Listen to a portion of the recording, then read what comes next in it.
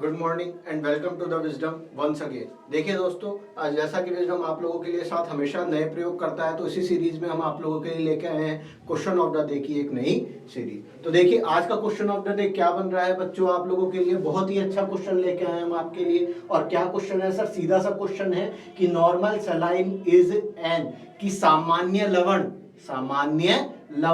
क्या है? सामान्य लवण एक क्या है सर?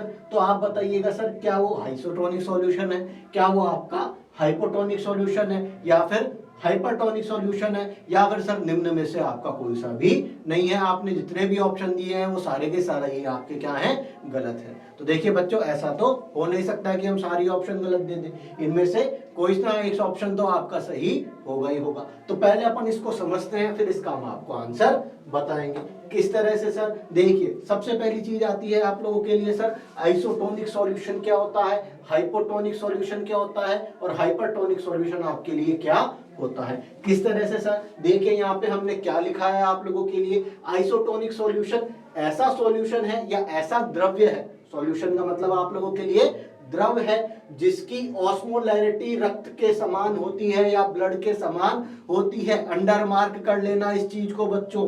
क्या बोला हमने? ऐसा सॉल्यूशन जिसकी ऑस्मोलैरिटी रक्त के समान होती है। अब ऑस्मोलैरिटी क्या होती है ये भी समझाऊंगा आप लोगों को, ठीक है ना। हाइपोटोनिक क्या होगा? जिसकी ऑस्मोलैरिटी रक्त से कम हो, ऐसा सॉल्यूशन जिसकी ऑस्मोलैरिटी क्या रहती है? आपके रक्त से कम रहती है। जबकि हाइपरटोनिक का मतलब क्या होता है? ऐसा सॉल्यूशन जिसकी ऑस्मोलैरिटी आपके रक्त से अधिक होती है। किससे अधिक होती है? आपके रक्त से अधिक होती है। तो ये चीज आप लोगों को सिर्फ इतना से समझना है, आइसोटोनिक क्या होता है, हाइपोटोनिक क्या होता है, और हाइपरटोनिक आपका क्या होता है। आगे बात करते हैं सर, अब ब्लड ऑस्मोलैरिटी क्या चीज होती है? ब्लड ऑस्मोलैरिटी क्या चीज है सर? तो किसी भी द्रव में घुले हुए पदार्थ उसको उसकी ऑस्मोलैरिटी तय करते हैं। क्या करते हैं? किसी भी द्रव के अंदर, अरे आपने क्या लिया, एक गिलास पानी लिया बच्चों, आपने क्या लिया, एक गिलास पानी लिया और उसमें एक चम्मच नमक घोल दिया। क्या कर दिया? उसके अंदर एक चम्मच नमक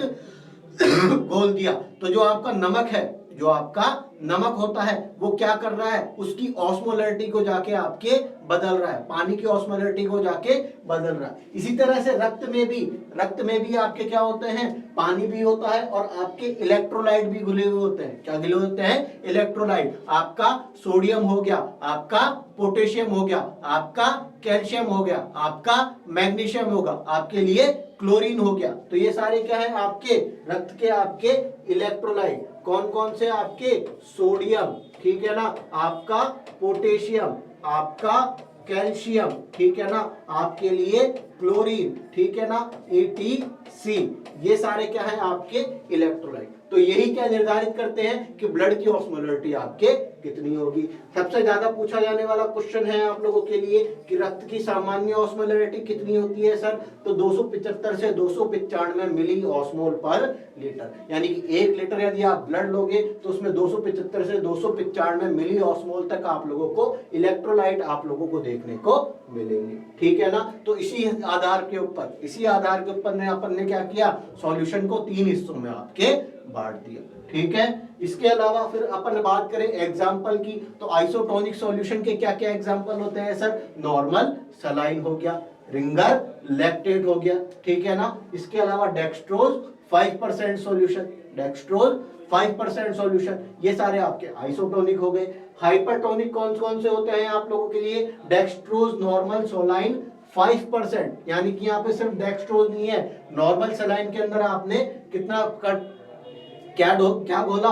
5% डेक्सट्रोज यदि आप लोग घोल देंगे तो वो आपका क्या बदल जाएगा? आप लोगों के लिए DNS बन जाएगा, और वो एक तरह का हाइपरटोनिक सॉल्यूशन है। इसी तरह से आपका मैनिटॉल भी हो गया, ठीक है ना। इसी तरह से आप लोग लिख सकते हैं यहाँ पे DNS 10%, ठीक है ना, DNS 10%, ये भी आपका हाइपरटोनिक सॉल्यूशन हो गया। इसी तरह से हाइपोटोनिक की बात करें तो आपके 0.5% नॉर्मल सलाइन, 0.30% आपकी नॉर्मल सलाइन। तो देखिएगा हमने क्वेश्चन क्या पूछा था आप लोगों से, क्वेश्चन क्या पूछा था सर?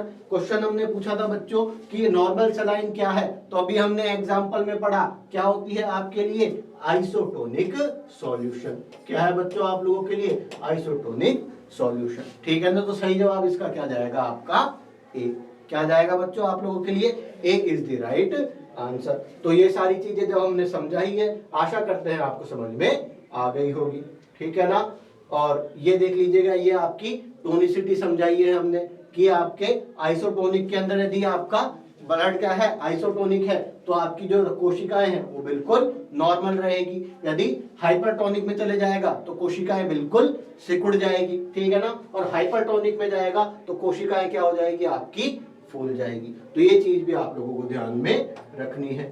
ठीक है, तो इसी के साथ करते हैं आज का टॉपिक समाप्त। मिलते हैं आप सभी लोगों से कल जल्द ही एक नए क्वेश्चन ऑफ द डे के साथ। Thank you so much.